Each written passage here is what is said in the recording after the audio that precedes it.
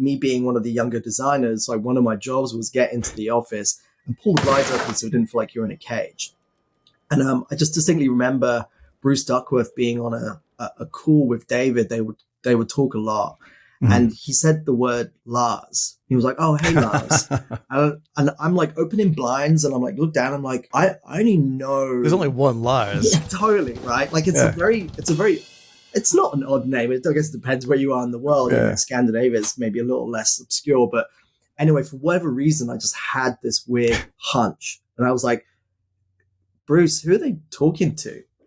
And he was like, hey, it's Lars. It's this guy from this band. I was like, yeah, I know that. That's right. Hey, what's going on today? We're talking to Jamie McCathie. He's one of the independent creative directors behind one of the most anticipated records in a really long time. We're talking about Metallica's 72 Seasons, the album with the yellow color, the gatefold that opens up with the interior die cuts like a 72 with the band members' faces just powering through that die cut.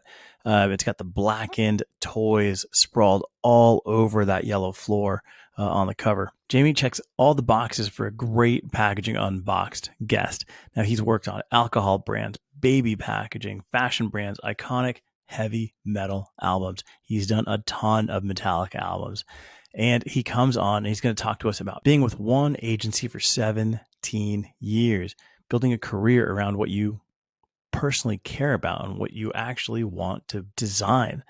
He talked about being in the Metallica headquarters. He gives us like a rundown on the behind the scenes stuff, like what it's like working with Metallica over multiple albums and why he left Turner Duckworth to pursue his passion. If you're listening to this on your podcast app, this is definitely one that you're going to want to stop and switch over to YouTube. You're going to want to watch this because Jamie shares photos from behind the scenes of the shoot that have never been seen before.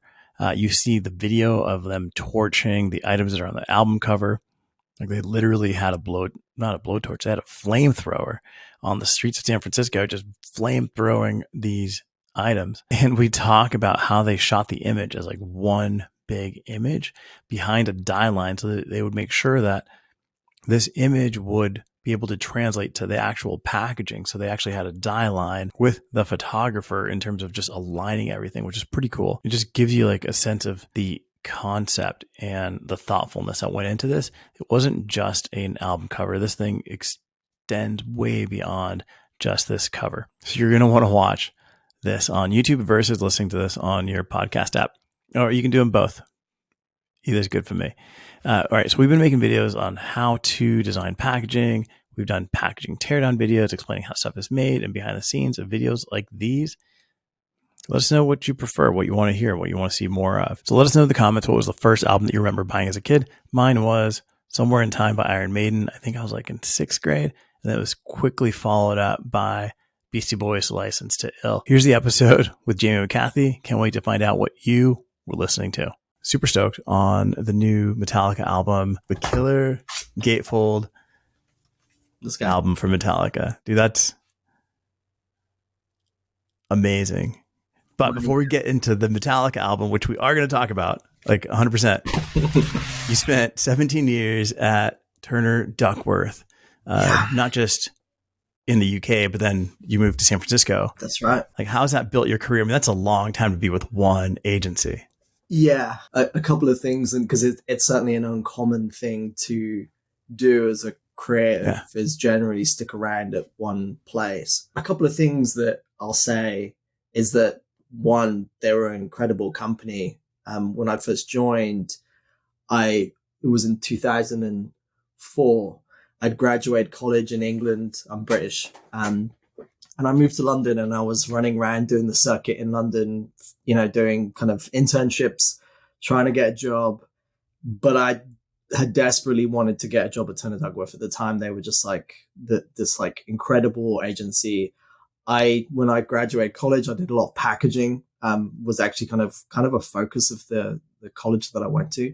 And so Turner Duckworth were like just the shit. They were the company that did the best of that kind of work. Yeah. So I was fortunate. I got an internship. I got a job eventually, and I worked in the London studio for about 7 or 8 years. And the at that time, it felt like time for me to kind of make a change, make a move. And I'd certainly interviewed at other agencies in London, but they had this amazing program where you could kind of swap lives with another designer. And I swapped lives with a couple of designers where I'd come out to the Bay Area and spend like 5-6 weeks and just hang out and work in this office.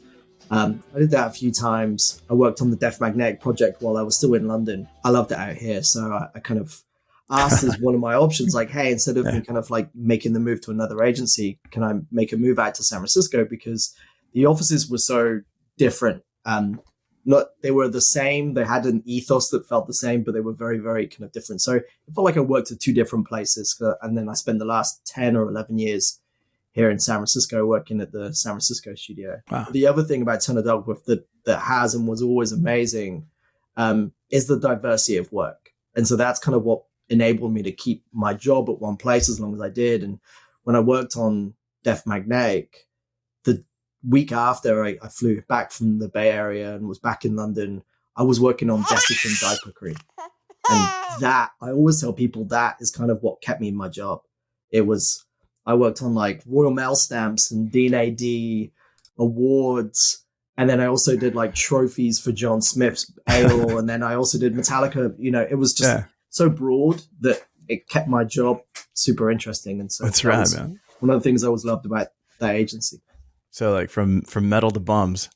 Always. Right. So you spent time in the same agency in two different studios.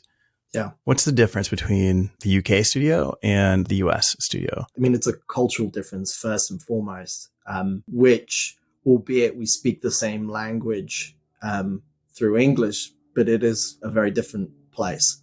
And I've learned that in the 10, 11 years that I've lived in America now. And so that feels different.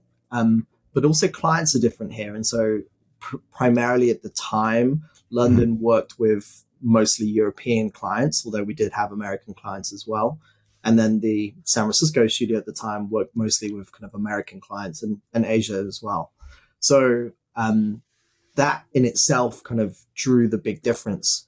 I think the scale of this country, the size of America at the time, the San Francisco studio was working on more branding, holistic branding versus kind of packaging projects.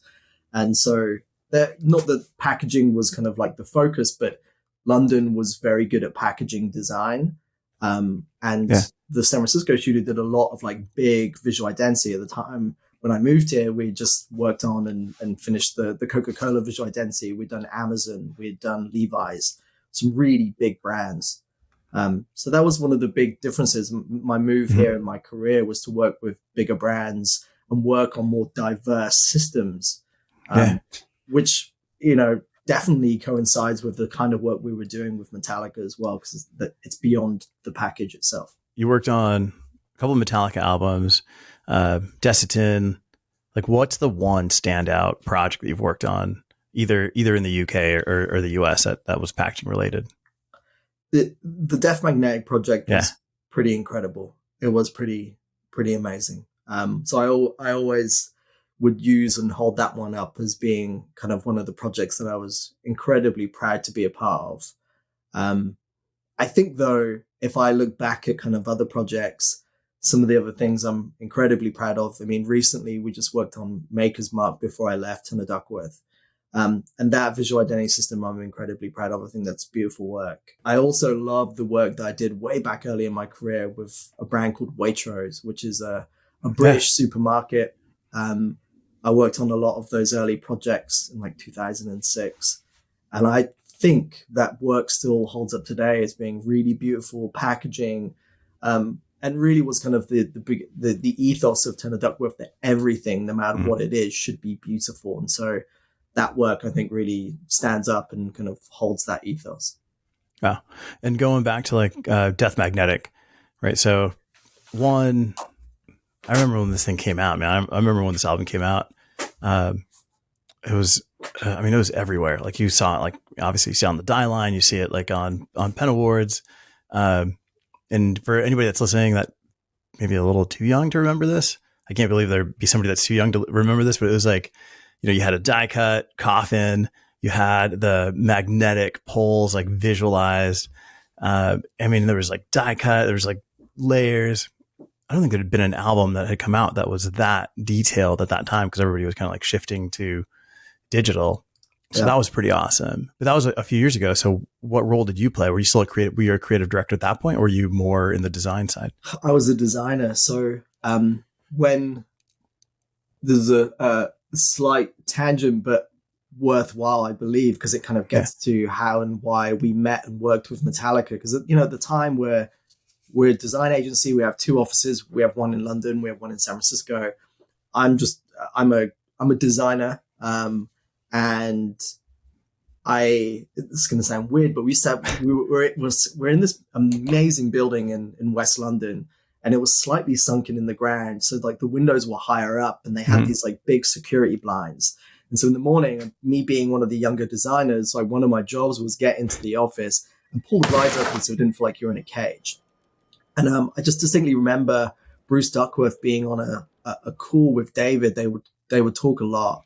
And he said the word Lars. Please don't listen to my phone calls. He was like, "Oh, hey, Lars." and I'm like opening blinds, and I'm like, look down. I'm like, I only know. There's only one Lars. Yeah, totally. Right. Like it's it's not an odd name. I guess it depends where you are in the world. Yeah. Scandinavia is maybe a little less obscure, but anyway, for whatever reason, I just had this weird hunch. And I was like, "Bruce, who are they talking to?" And he was like, "Hey, it's Lars. It's this guy from this band." I was like, "Yeah, I know that." That's right. And so at the time, Lars and David started hanging out. Their kids went to school, I believe, and they met at a school fete. So they met at this like school event, Lars and David Turner, and basically, he was kind of saying, "Hey, like I would love for you guys to work. We've got a big album coming out. We haven't had an album since Saint Anger. This is a really big deal. Would you be interested?" And David, I remember being somewhat apprehensive because he was like, we're like the branding agency, right? We don't, right. And he was friends with this guy, and it was a new friendship, and they were close. And he was like, "I don't want to fuck up your album. I want to screw it up." Yeah. Totally. It's a big deal for you. But I was kind of, I guess not detriment, but I remember being kind of really pushing the project on Bruce and David, saying, "Hey, you want to work with the biggest brands in the world. We've just worked with Coca-Cola and Levi's and Amazon. I'm saying this is the biggest band in the world, and we absolutely should be trying to take this on." Check out SpecWrite, the #1 platform for specification management. Not sure what board your box uses? Not sure how many colors or how much headspace your packaging requires? If you don't spec right, you'll guess wrong. SpecWrite.com. Hey, I want to introduce you to idpdirect.com. We recently won a Silver Pen Awards for collaborating on the future of sustainable packaging. If you want to work directly with the packaging manufacturer and you're tired of distributors and middlemen, check them out. Visit idpdirect.com to learn more. And so that, I guess, kind of gave me this amazing position to be just like a young guy who's a designer who's like thirsty for this project. So when it kicked off, David flew me out to San Francisco to meet with the band and talk to them about what the album was going to be called. We didn't have a name for it yet. Yeah. And so that kind of just got me in the process. And then I stuck around. The meeting went amazing. Yeah. Wait. Oh, sorry. Yeah. So young designer, super hungry. You get this project that happens to come across, like you overhear it and you like, of course you're going to be like 100%. So yeah. Are you a Metallica fan before this? Yeah. I mean, definitely. I'm like I guess in 2006, which is when this would have been, I'm early 20s, but I grew up in an era of like, the first record I ever heard when I was 9 years old was Appetite for Destruction. Yeah. And that was the first cassette I ever purchased. Yeah. The first CD I ever bought was the Black Album. So, I'm of an era in the 90s where Load is coming out, but I absolutely love it. I'm a huge Load Reload fan. I don't care what anyone thinks. I'm at college when Saint Anger comes out, and I love it. Like, I think it's great. and then I land my job. I'm in London, and so I'm like a mid-20s designer living in London, big metal head. Just like general like metal rock music fan. And then this project comes up, and again, like the agency is diverse. We work on, at that time we're probably working on like Waitrose supermarket, like canned beans and pet food. And then And then there's like hey, we might do an album for Metallica. I'm like, fuck yeah, we are. Absolutely. We're going to 100%. Yeah. How could you not? So then, all right, so they fly you out. I'm in HQ. I'm a 23, 24-year-old sat in, what I remember from the Some Kind of Monster DVD. Yeah. I'm in that room, in that building, having a meeting at that table where like Lars is in James's face. I'm just sat at the table. And at that time, we're just trying to, like, David Turner's with me. Yeah, but are you all right? So like, are you playing it off, right? It's like, pretend like you've been there before, where you're just like, oh yeah, this is just James and Lars. Or are you kind of like fanboying inside? Like, I'm fanboying inside. I'm pretty British and cold, so I can play down scenarios. Yeah. I think relatively well, but I mean, anyone that knows me, I'm freaking out. Yeah. And so in that process, we're trying to land a name, because ultimately they're like, design a cover, and we're like, we can't design an album cover without a name for the album. Yeah, that's a really important part of the process. Like naming, it's like any brand project, right? Like name a brand, and now I can think about design, but it has to start with a name and a strategy, and then I can design something. So the time I remember David asking James, like, what's the album about? Like, what's it about? It's like, James doesn't tend to have a kind of a theme per se. And then over time, David's built this amazing relationship with James and co, where he's kind of able to draw out of them maybe them having a bit of a theme without them knowing that they had one. And so in that album, James was talking about how at the time, I think friends of his had passed away from being drawn into the heavy metal lifestyle, the kind of the rock life. And, I think that there was definitely lyrical content that he kind of spoke about. And as he was talking about that, my memory is that David is looking through a song sheet with titles and, potential names. And David's like, the word Death Magnetic, he's like, it's right here on your song sheet. It's one of your songs. Like, you just described what this album's about. Like, that's the album name. And so I stuck around then. After that meeting went amazingly well. And then I stuck around in San Francisco for 5 weeks and worked on it with the team. And that was super collaborative. It was incredibly, it was one of those where I was in San Francisco just to work on that project. So I was, all my other projects back home were kind of on pause, and I was just like head down working on this Metallica album. But honestly, if you can imagine a studio of like 30 designers desperate to kind of like wrap up whatever project they were doing, and they can jump in on it. There were lots of people that were like throwing in ideas, and it really felt like a kind of a collaboration. So for me as the fan, my one adamant thing was, this is your comeback album. We have to bring the band's original logo back. So I was like, the iconography is based on the Metallica logo. It has to be there. And so that was the album. We brought back the James's old logo and tweaked it and redrew it. There was an amazing designer called Emily Charette who came up with the kind of the ground that looked like filings in a coffin. Yeah. So that was her. Like, everyone had the kind of the coffin and everyone had the kind of, I think I had sketched like a magnet shaped like a coffin with the grounds around it, but she made it the dirt, and it was like, oh, that was just like the cherry. And then there was another designer called Marty who actually had this idea of like a book that was deep. And so we kind of like all worked together and merged all of these ideas and presented it, and that was it. Killer story on this Death Magnetic, which was, I don't know how many years ago, right? 2006 is when we worked on it. Crazy. So still an amazing piece of packaging that's held up forever. And I think growing up, like I went through like Kill 'Em All, like everything. For me, it's funny because like you started at like the Black Album. And I don't want to make this podcast a Metallica podcast, but like my first concert I ever saw was Justice for All. Like, I lived in Hawaii. That was like the first show that they were doing for that particular run. They were in Honolulu, so like my dad's like, all right, I'll fly with you to Honolulu. We lived on Maui. A friend of mine flew with us, and then my dad like drove us to the venue, and he's like, is it cool if I come in with you guys? And I was like in 7th grade or something. I'm like, no, Dad, this is like me and my buddies, and like we met a bunch of people. And to this day, I regret saying no to my dad. I'm like, how amazing would it have been to be like my first concert with my dad, being Metallica. And I feel like such a dick. But no, it's like, at that point, like once Jason left the band, for me, it's like the band kind of like dwindled. But they've had some good hits like throughout. Yeah. So it's funny. Like everybody has like a different era of Metallica, which is awesome because of their staying power. But their albums have always been amazing. So like Death Magnetic definitely holds a place, especially with all the visuals. So today you're no longer Turner Duckworth, right? You're not freelance. You're an independent creative director. So kind of just switching gears here in terms of like your day to day as an independent creative director, like who are you directing? So, if it's cool, I'll explain a little bit like how the job came about because it'll help explain who I ended up directing. So it's a tangent, but I promise it's on.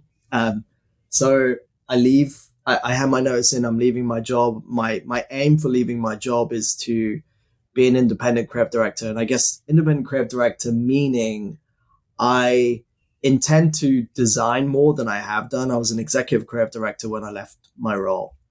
So I was involved in creative. I was involved a lot in kind of the strategy portions of kind of brand projects, but I wanted to get back. And I'm also aware that people are better at design than I am, and I'm better at directing than they are. And so there's kind of an admittance there that I'm probably not as good. I mean, I know I'm not as good as a lot of really amazing, talented designers.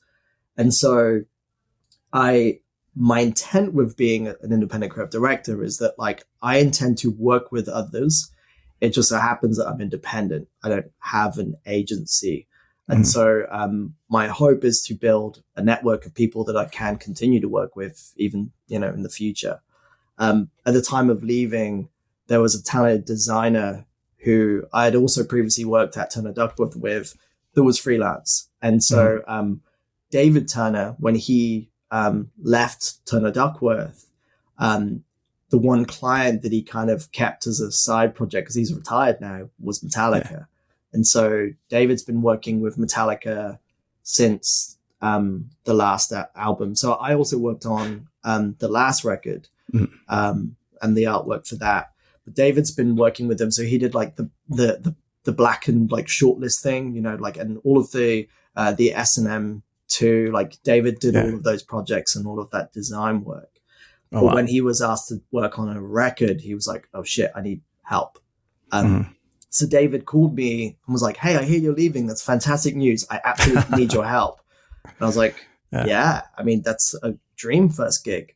And the day I left my job, like the very next day, I'd driven out to Marin to go listen to the album and kick off this project. So it was immediate. It was literally the next day. Wow.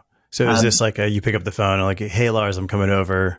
I want you to play the whole thing for me. It's David's David's kind of organized the meeting, but we're there with the producers there, Greg and a couple of other people, and we're in the studio listening to their record. It's obviously very top secret. No one's, it's all locked doors at that time. We're doing COVID tests to get into the building as well. Oh yeah, of course. But so we meet and we listen to it and we're talking about how we can do this. I've also told David that about this other designer who's incredible. He worked on Hardwired for Self-Destruct. He did all that cool type. And he actually worked on, and it was his idea to kind of do the jolted Metallica logo. And so I was like, look, Ian's available, incredible. Yeah. We could hire him to work on this project. So it was the team of three of us. So I'm creative director, but I'm also being directed or joint directing with David, and we're working with Ian, and we're all kind of designing and coming up with ideas. But I also think creative director, the position has kind of changed. Like it used to be the creative director. It's one of the things I used to tell people that want to be directors at Turner Duckworth, that directing isn't about directing other people. It's about managing the direction of a project. And so for me, the managing the direction means I might not design everything in it. I'm definitely not going to take photographs and illustrate. I'm going to hire incredible people to do that. Yeah. And so directing is about directing the overall direction of the brand. Yeah. So the new album, there's a lot of yellow. There's a lot of yellow. And there's a lot of black, right? So in terms of like the photography for this, did you direct this shot? Yeah. Okay. Yeah. And all right. So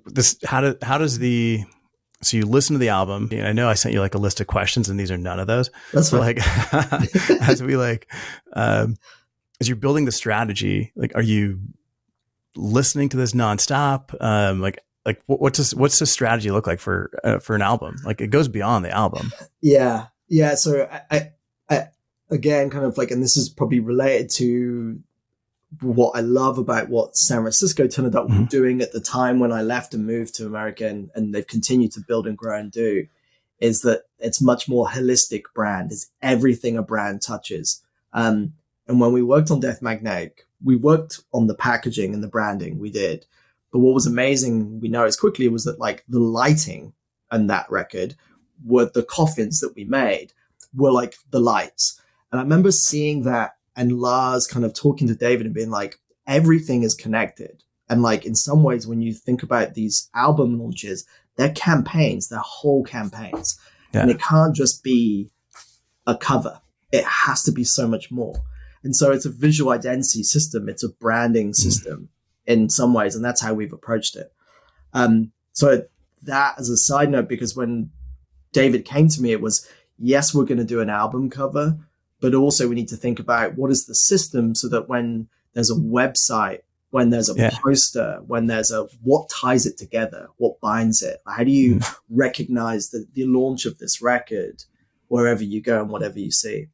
So that's the brief. And Lars has become huge about this. Like, I mean, me and David ended up being a part of like the video shoots. So we're not directing the video because we hired the right person to direct it, but we're helping them choose the director for the music videos. Anyway, so the process, we hear the song, it's top secret. We can't take the music away. It's locked away in Metallica HQ. So we heard it once and we get a copy. I don't even think I should have said that. Anyway. Right. We'll take it. We'll cut that out. We also, David was helping Metallica before I get involved, but figure out the name of the record. And in that process, got from James what the record is about.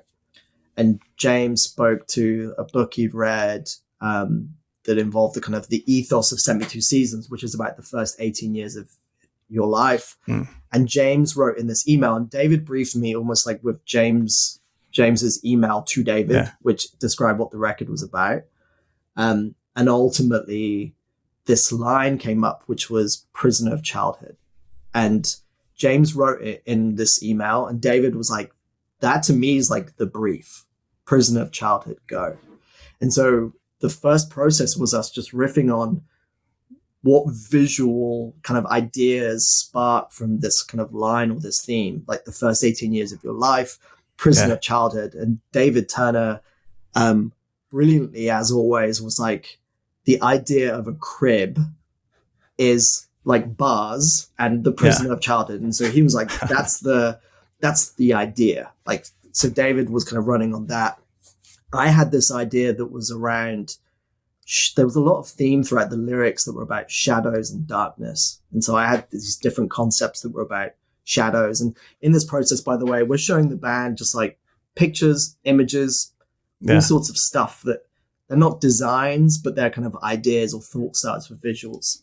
And so I show lots of like long shadows and dark and light.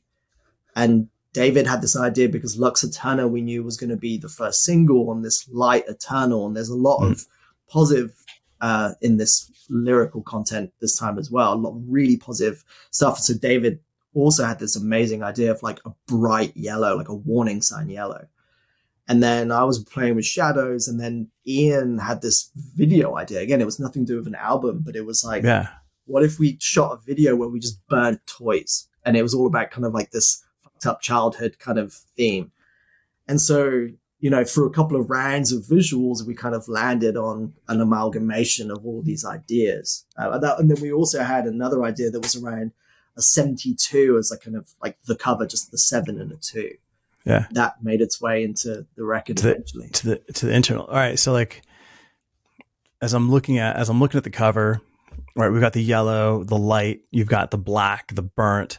Then if I look at all the items, there's like baby toys, right? You've got the crib, obviously. You've got like a teddy bear. Then you've got like a tricycle, which is, maybe like 2 or 3 years old, at that point. And then you've got like, it's like the entire progression of this person's life all the way until you get like these angrier, like looks like a pack of cigarettes. You got a baseball bat, right? Yep. And then you've got the beer. And it's like, that's kind of like where it leaves the scene, which is like, this is what's missing in music for me is like, dude, when I was like, when I was a kid, I'd sit there, I'd pull out this album and I would just stare at it. I remember there was the Ozzy Osbourne album that was like fully illustrated. He was a dragon. He had a tongue, and I can't remember what album that was.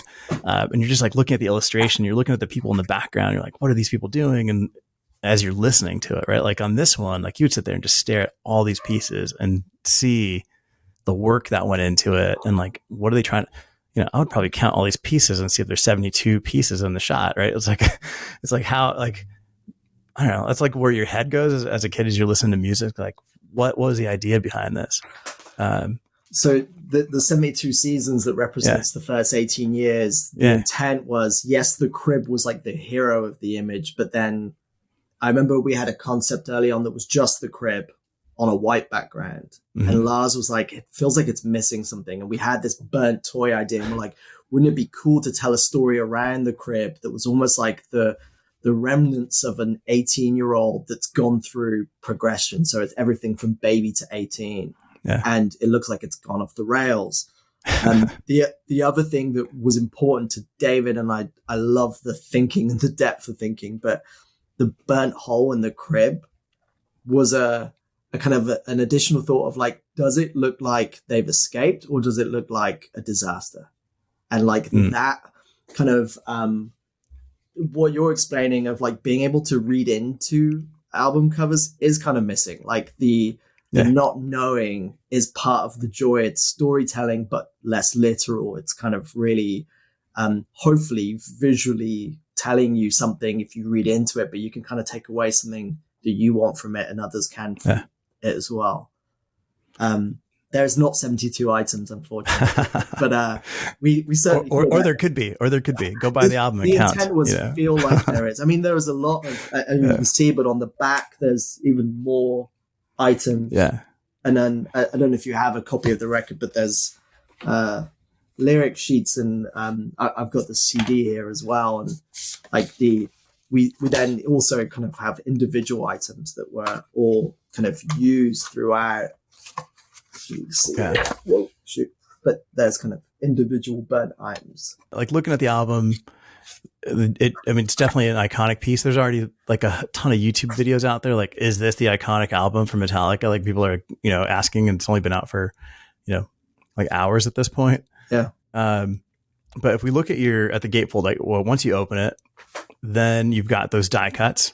Yeah. Which are killer. I think you shared the video of James opening it. All right. So you've got the exterior, and when you open it up, did you direct the photography of the band as well? That was another really big deal. So a couple of separate things. And again, this is the joy of working with multiple creatives versus just on your own, is that like we're able to kind of share our ideas and make this a much richer experience rather than a single-minded creative would do, right? The collaboration makes it so much more interesting. So we have like the cover art and the idea, and then this is mainly because like if you say the word, and it's very Turner Duckworth and very David Turner, but if you said the word prisoner of childhood, this is an amazing encapsulation of prisoner of childhood. It has positivity in the beaming light. It has warning in the yellow. It has all of these items. It's a dark but also light thing. It's a great album cover. The rest of the depth of this is that, the die cut is a 7 and a 2, obviously, and there are bars. So again, there's a reference to the crib. There's a reference to that theme of prisoner of childhood. The images of the band, I think, is really important. So as we're approaching this, we're not just looking at album covers. Like I said, like Ian had this idea about like burning toys as a video that could have been anything. One of the things I felt adamant about in this project was, if it's about showing the band in a new light, was kind of one of the briefs we gave ourselves. And one of it was to say, you've done years of wearing leather jackets on a cool, grungy background with sunglasses. We actually had in our presentation, like an image of them looking cool, looking tough. And we put a line through it. And we said, this is about you guys and, the first 18 years of your life having an impact on you. You shouldn't be macho. You shouldn't be tough looking. That's expected. And we want to portray you in a different light. And so I'd found this photographer who's also out of England, called Lee Jeffries, and he does beautiful work. And he actually, primarily his work is with people that live on the street. And so his work is very close-up portraits of people that live on the street that have incredible expressive faces. And he builds relationships with these people, and he has so much amazing work. So I found him, was like, wouldn't it be amazing to shoot with someone like this that captures like the true essence of someone who's deep in thought and maybe isn't as flattering as you might expect from a photograph. And let's work with him. And so that's kind of what came out of this shoot. And so these shots are of an older, when you're seeing age. There's age, there's vulnerability, which I love that the band, who are so creative and so open, Kirk in particular, was just so embracing of this idea of like, let's show wrinkles and all. And like this shot of James is just utterly incredible. Yeah. And so these look like those, like, looks like those Dust Bowl, photographs from the US, Yeah. So Lee flew out, and I wasn't able to turn up to the shot, but Lee's process is, he's like, it's naturally lit. He's like, I want to go for a walk and have a conversation with you. He likes urban environments. So he hung out with Lars in downtown San Francisco, was walking in like the Tenderloin and just like taking shots on the street. And it's just like a snap. So this wasn't like a studio shot? No, this is just, and each of them, Lee went and hung out with each of them in different, because they all live in different places, and just spent a couple of hours hanging out, drinking some coffee, took a shot on the street, and then that was it. Wow, that's crazy. Yeah. That's awesome. And then of course you've got the bars, and you've got a line. So like, I'm assuming each of their eyes comes through, right? Like eyes were really important. And Lee's photography and all of his shots, you see kind of like eyes are almost the kind of the focal point, and it's that storytelling of age and depth and what someone might have been through. So you've done Death Magnetic, you've done 72 seasons. You said you worked on a couple others. Like, obviously you've done Desitin and some other things, but like, what comes across your desk where you're like as stoked as you were the first time you heard Lars's name on that phone call? Like, what are the projects that really turn you on? Nowadays, or just nowadays? I mean, this 72 seasons project was a pretty impeccable project to land as my first gig, leaving my full-time job. I was certainly, like I think most people that are going freelance or leaving to be kind of independent, they probably are a little concerned about the kind of work they're going to get. And so this was an amazing job. I've been working with some different people. Mainly, there's a company called Tillamook that make dairy. I've been working with them a little bit, which has been amazing. They've been really fun. And then friends of mine who used to work at Maker's Mark, in fact, one of them was the master distiller for Maker's Mark. They're building their own distillery. So I'm working with them on building a brand and everything. We haven't even landed a name yet. So we're working on that with them, but that project's really fun. And, that there's going to be more. So, really, honestly, I'm just looking for that variation, I guess, that I always had when I was at Turner Duckworth. I want to work on breweries. I want to work on heavy metal albums. I want to work on, jam. It's whatever. The next J-Lo I'm album. I would love to work on more music. I mean, music is, because it really is, like, by the way, the shot, Stan Music is the photographer that shot this, and this is one shot. It's not it's not like I've got images of like us being in there and it was just lit a couple of different ways, but he painted a seamless bright yellow, and we placed all the items before they were burnt, and then we hired this amazing team to kind of place them in position back where we had them, and then take the shot. Wow. And I say that because I think that the way that we at least view these, and based on, maybe some of the more commercial corporate brands that I've worked on, this is an art piece. Like, it should feel like a piece of art. No, and just, and getting the lighting perfect, right? Where everything is just beaming from that center to get the shadows and everything happening properly. Like, yeah, you would think, you could piece it together and make it a little bit easier than actually doing it in real life. So yeah, I mean, that is a piece of art. And the reason I asked if you'd worked on the photography part of this is because I did see this on a website, and I saw this in a few different areas. And I'm like, oh, I wonder if this was shot by a different team, and then this was like, okay, this is what you have to use, versus like building an entire ecosystem around this concept. It's Lars's vision was us as the creative team was like, amazing. Help us make this launch feel like it holds together. So we were working with the web team, the stage guy, the guy that's building the stage and doing all the video work for the stage. Some of the shoot of this crib has made its way to the stage. And so like, you're going to see a lot of this ecosystem live together. So I was just finding this on my phone from when we shot it, but the only thing we comped out was the light. So you can see the kind of the light that gave you the glow. Like, that's the only thing we removed or retouched out of the image.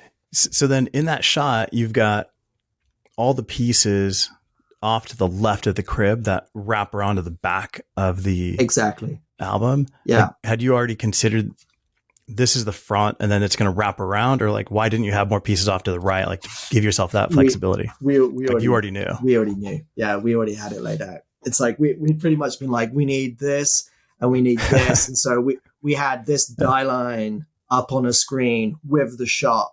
As so you we're can like reviewing position pieces and we're moving items around. So we already know that, like, basically our canvas is this. That's back. Crazy. That's our canvas. So this is the die line we've got up as we're with the photographer and the retoucher, and we're moving things and we're shifting things, and then we capture that one shot. Wow, dude, that's a killer process. I did see. So everything's, dude, I'm like super stoked. Talking about this process is like just sitting across the desk from Lars. How do you get work from this? Obviously, you've got Maker's Mark and a couple other things happening. How do you personally like catapult this into more work? I don't know, honestly. And it's one of those where we've been fortunate enough to always work with this incredible band, primarily because of this relationship, that a personal relationship that David and Lars sparked. Honestly, it's kind of where this all began. As mentioned, I would love to do more music work, but it's one of those things that's very personal, I think, to a lot of artists and musicians and other, because creatives. I guess one of the things I was just going to say is that, like, the way I see it, Metallica are some of the most creative people I know, and they love this process as much as we do. James is a graphic designer, without a doubt. Lars is a branding visionary, without a doubt. Kurt got really into this process, and like Rob was just like all over the videos, and everyone was so engaged. But I say all that because I think that their relationship with David Turner is so integrated that, like, I think it's quite hard. And I think a lot of bands, I don't know if you're in bands or have been in bands, but when you get your album artwork, the general thing that's done is you ask a buddy or someone that, like, you know what I mean? Yeah. And so it's a tough thing to kind of pivot and say, I've done this and now, like, get more work. I mean, one of the thoughts I had is to kind of maybe use this process and speak to other record labels and things, but it's a tough one. It's a tough one because you also have to have a certain amount of budget to want to do this right. I mean, this is one of the things we're lucky with. This band are willing to spend the money and the time that it takes to make something utterly beautiful. And that doesn't come cheap or easy. Dude, amazing. I mean, yeah. Would you be down to, talk about this whole process at a design conference, like, Pen Awards or, those types of things? Absolutely. Yeah. Yeah. I think it's fun because I think that most designers that probably have a commercial career don't get to do the things we probably dreamt of doing when we were becoming designers, right? 100%. I think that I have my second year tutor at college, who I love and respect, he was amazing. But in the end of my second year at college, he wouldn't let me do a self-initiated project on anything related to skating, surfing, or music. He was like, you can't do that. And I was like, why? And he basically told me, because you will never get to do that in your career. In your career, you'll never get to work on things you actually like. And I was like, bummed. And in some ways, it was a great piece of advice. But at the same time, maybe part of why I left my job and what I'm seeking is to be able to work on things I actually love. Like, I think as a creative, it's hard sometimes to work on brands or projects where you're like, I just don't care about this brand. I don't care about this product. Yeah. And it's like, I don't get diaper rash. Yeah. Like, I don't care about Destin. I really don't. I don't. I remember I was responsible for the Brawny Man change whenever that was. And I'm like, I love the work. I could care less about Brawny. I could care less about paper towels. So like when they changed, did the new Brawny guy, like that whole illustration and pack design? That was me and my team. Yeah, we worked on that guy. But again, like, so this is like where like the work I stand by and I love, and I'm like, I don't really care about Brawny, if I'm honest. Yeah. No, I mean, yeah. So, all right. So as a designer, you see your pack on shelf, you're going through the process and you love like the detail and the illustration and the print process and how to get there and how the boldness of it. But as a product, you're not like, you're not going home. It's a paper towel. You're not ripping a paper towel off at home going, I fucking love this. It's not a record. And I think that's what I mean by there's something about that childhood dream of being a designer when you want to become a creative or a designer or an artist or an illustrator, whatever it is, you're not thinking, you know what I wish I do is paper towels. That's not what you're thinking. You probably are more likely thinking, I want to design records. I want to make skate videos. I want to do like, these are the things I dreamt about when I was a kid. I wanted to do like looking at like the Future Primitive VHS, like tape, like cover with that skeleton doing a hand plan. I'm like, I want to do that. I want to do posters, and that's what designers grow up thinking they're going to do, and they don't get to do it. So anyway, I think it'd be fun to do talks on this because it's almost like the exact same process I would have given Brawny paper towels, but it's heavy metal packaging and branding. Yeah, and you're just like amazed to be part of it. Like you're like this is meaningful to you. Yeah. So amazing. Yeah, I know for me it was like in terms of like skate videos, I was like, Band This was a killer video. Like the cover was like this kid, like the old school skateboard was yellow and black actually. Totally. And then like I always thought like I'd grow up and be doing rock concert posters, and then come to realize most designers do those for free. Yeah. For their portfolio. Yeah. So getting paid to do a Metallica album, 72 seasons. Awesome. I live in Arizona. We only have 2 seasons. It's hot or cold. Yeah. So this would have been like 36 seasons if they were from Arizona. But dude, thank you so much, man. I appreciate you being on here. Like I said, I was going to run out and grab the album. It's sold out in town, so I got to order it. I'll probably get it here in the next couple of days. As designers, you're right. We don't always get to work on the things that we're most passionate about. So seeing and hearing from somebody that has, it almost like reignites this passion of like, I'm going to go out there and do more work that I want to do. Yeah, no, I appreciate it. I mean, again, as like an independent creative, one of the things I've been questioning is like, do I enter this into design awards like agencies do? That's kind of a weird question to ask a personal person doing it. And I'm like, I would love to talk more about this work in the hope to do more of this kind of work. So I think maybe, I don't know. 100%. The awards, 100%, man. I don't care as much about like spreading the word in the hope that maybe I'll get some more like, I mean, Megadeth, you need some work, I'll do it. I'm there. Yeah. Yeah. I'm actually taking my 10-year-old daughter to go see the Misfits with Glenn Danzig singing in the next like the next couple of weeks. That's amazing. Yeah. That's amazing. Yeah. I'm like just I'm living through her. I'm like, imagine being 10, going with your dad to go see the Misfits. That's the one. All right, that was the episode. If you want to get a hold of Jamie McCathie, definitely check out the show notes. I've got his contact info in there. I've got contact infos for the photographer, for everybody that was mentioned in this show. Check it out.